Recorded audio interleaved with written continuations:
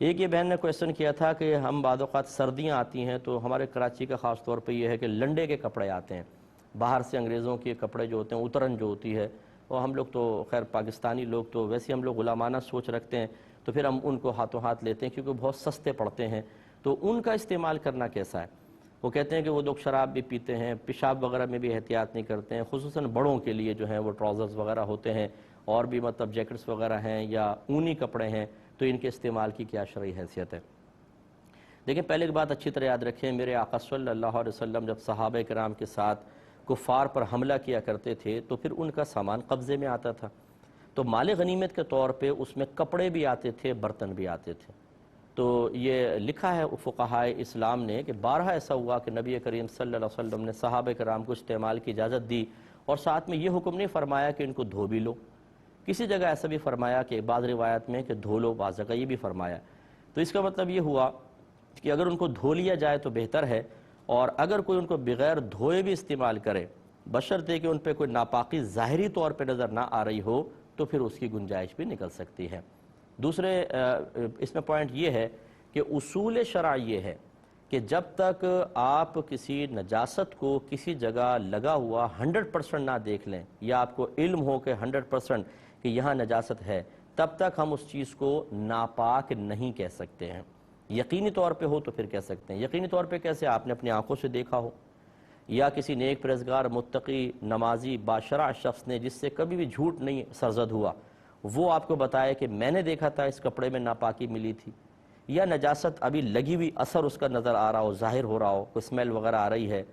یہ سمجھ لیں کہ کپڑا ضرور ناپاک ہوگا۔ لیکن اگر آپ لنڈے کا کپڑا دیکھتے ہیں، اس پہ نہ کوئی اسمیل آ رہی ہے، نہ آپ نے کبھی کوئی نجاست لگی ہوئی دیکھی، نہ کسی اس طرح عادل شخص نے، مسلمان نے خبر دی، اب یہ گمان کرنا ہے شاید ناپاک ہو، شاید انہوں نے پیشاب کر دیا ہو، شاید اس پہ شراب گر گئی ہو۔ ہماری شریعت اس شاید کی وجہ سے کسی بھی کپڑے کے استعمال، برتن کے استعمال کو ناجائز نہیں کہتی، نہ اس کو ناپاک قرار دیتی ہے، بلکہ اس کو پاک قرار دیتی ہے۔ اللہ تعالیٰ نے قرآن عظیم میں فرمایا کہ هو الذی خلق لکم ما فی الارض جمیعا، اللہ تعالیٰ وہ ذات ہے جس نے زمین پر جو کچھ ہے تمہارے نفع کے لیے پیدا کیا ہے۔ اس کا مطلب یہ ہے کہ اس لنڈے کے کپڑے سے نفع اٹھانا میرے لیے جائز ہے، کیونکہ قرآن کے اندر اللہ نے بیان فرمایا، اور نفع اسی چیز سے اٹھا سکتے ہیں جو پاک ہو، حلال ہو۔ اس کا مطلب ہے کہ قرآن یہ کہہ رہا ہے کہ یہ پاک ہے۔ اب یہ ناپاک کب کہلائے گا؟ جب اس میں ہمیں نجاست نظر آئے گی، گویا کہ اس کے پاک ہونے پر تو قرآن کی آیت بطور دلیل موجود ہے، ناپاک ہونے پر کوئی دلیل دیں اگر آپ کے پاس ہے تو پھر یہ ناپاک ہے، خالی آپ کے گمان سے ایسا نہیں ہو سکتا کہ ہم اس کو ناپاک قرار دے دیں۔ تو ہاں یہ ضرور ہے کہ آپ اس کو ناپاک قرار نہیں دے رہے، لیکن دل مان سا نہیں رہا تو آپ نے کہا چلو احتیاطاً دھو لیتے ہیں، اس میں کوئی حرج نہیں ہے کہ آپ احتیاطاً دھو لیں، تقوی کے طور پہ دھو لیں، اچھی بات ہے۔ لیکن ایک ہوتا ہے کہ بعض لوگ اتنے جرأت مند ہوتے ہیں کہ بغیر کسی شرعی دلیل کے کہتے ہیں تو ناپاک ہے، کیسے آپ نے پہن لیا؟ بھئی کیسے آپ کہہ رہے ہیں ناپاک ہے جبکہ شریعت اس کو پاک قرار دے رہی ہے اصلاً؟ اگر آپ اس کو کہتے ہیں یہ ناپاک ہے تو دلیل دیں کہ یہ ناپاک ہے، خالی آپ کے گمان سے کوئی چیز ناپاک نہیں ہوگی، اس کے لیے قطعی شرعی دلیل درکار ہوتی ہے۔ ایک انہوں نے پوچھا کہ ہم چائنا جاتے ہیں کچھ مال وغیرہ خریدنے کے لیے، جیسے آج کل ٹریڈنگ ماشاءاللہ کافی چل رہی ہے، تو یہ کہتے ہیں کہ وہاں پر غیر مسلمین کے ہوٹل ہوتے ہیں، اب ہمیں کھانا کھانا ہوتا ہے تو ہم اس میں داخل ہو جاتے ہیں، گوشت وغیرہ تو نہیں کھاتے لیکن پھر بھی ان کے برتن استعمال کرتے ہیں، اور سنا یہ ہے کہ مطلب ہمارا گمان کہتے ہیں یہ ہے کہ کچن کے اندر ہو سکتا ہے کچھ ناپاک بھی پکڑا ہو تو اس کا چمچہ کسی سبزی وغیرہ کے اندر، کسی چیز کے اندر ڈال دیا گیا ہو، تو ہم اس ہوٹل پہ بیٹھ کے کھانا کھا سکتے ہیں کہ نہیں؟ لیکن اس کا جواب یہ ہے کہ آپ کو کچن میں تانک جھانک کی ضرورت ہی نہیں، یہاں تحقیق کی حاجت بھی نہیں ہے، اور ایک بات۔ دوسری بات یہ ہے کہ آپ گوشت کے علاوہ کوئی بھی چیز منگوائیں، گوشت کے علاوہ سے مراد ایک تو جیسے مطلب گوشت ہے بکرے کا، گائے وغیرہ کا، یہ تو بالکل نہیں، اور اگر سمندر کے جانور ہیں ان میں صرف مچھلی کے علاوہ کچھ بھی نہیں، تو اگر آپ مچھلی منگوانا چاہیں تو فش منگوا سکتے ہیں، باقی یہ گوشت وغیرہ اور کوئی نہیں، یا پھر کوئی سبزی وغیرہ، کوئی دال وغیرہ، کوئی چاول وغیرہ ہو، رائس، وہ منگوا لیں، اور اس میں یہ بالکل کوئی مطلب آپ زیادہ تحقیق نہ کریں کہ اس نے کہاں سے نکالا ہوگا، کون سے چمچے سے نکالا ہوگا، شریعت نے ہمیں اس قسم کی تحقیق کا مکلف نہیں بنایا ہے، آپ کھا سکتے ہیں۔ اور ابھی میں نے تھوڑی دیر پہلے آپ کو یہ سمجھایا کہ کسی بھی چیز کو ناپاک قرار دینے کے لیے، اسی طرح حرام قرار دینے کے لیے شرعی دلیل درکار ہوتی ہے، اور وہ بھی ایسی جو پختہ ہو۔ ورنہ خود اللہ نے قرآن میں فرما دیا کہ جو کچھ زمین پہ اللہ نے تمہارے نفع کے لیے پیدا کیا ہے، اور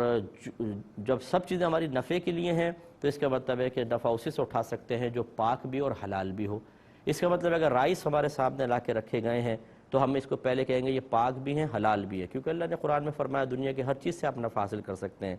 صرف اسی سے حاصل نہیں کر سکیں گے کہ جس کے اوپر کوئی دلیل شرعی طور پہ آ جائے کہ یہ ناپاک ہے، یہ حرام ہے، اور اس پر کیا دلیل ہے کہ ناپاک اور حرام ہے، تو اس کے لیے قطعی دلیل چاہیے۔ آپ اپنے گمان سے اس کو ناپاک یا حرام قرار نہیں دے سکتے، اور قطعی دلیل وہ ہے کہ آپ فرض کر لیں آپ نے جا کر ہی دیکھ لیا کہ اس نے کسی مطلب سور کے گوشت میں چمچہ تھا وہی نکال کر اسی سے کوئی چیز نکال کر آپ کو ڈال دی، پھر آپ اس کو ناپاک کہہ سکتے ہیں؟ یا کوئی اندر کچن کے اندر مسلمان تھا، بالکل پرہیزگار، متقی، نمازی، باشرع، اور اس کی زبان سے کبھی آپ نے جھوٹ نہیں سنا، وہ آ کے آپ کو کہتا ہے کہ میں کچن کے حالات جانتا ہوں، اور یہ جو آپ کے سامنے چاول لا کے رکھے گئے ہیں نا، یہ سالن لا کے رکھا گیا ہے، اس میں ناپاک چیز کی ملاوٹ ہے، یا پھر آپ کو نظر آ جائے اس کے اندر کوئی گندی چیز پڑی ہوئی، کوئی خراب چیز، تو پھر اس کو چھوڑیں گے۔ لیکن اگر آپ نے آنکھوں سے نہیں دیکھا، کوئی بتانے والا بھی موجود نہیں ہے، کوئی نجاست کا اثر وغیرہ، کوئی ناپاک چیز بھی اس پلیٹ میں نظر نہیں آ رہی، تو یاد رکھیں یہ طیب حلال ہے، آپ اس کو کھا سکتے ہیں۔ اور ایک یہ بہن نے جو کویسچن کیا کہ اگر کسی پر غسل واجب ہو اور وہ سر نہ دھوئے، ویسے ہی غسل کر لے، خالی سر کا مسح کر لے، تو کیا حکم شرع ہوگا؟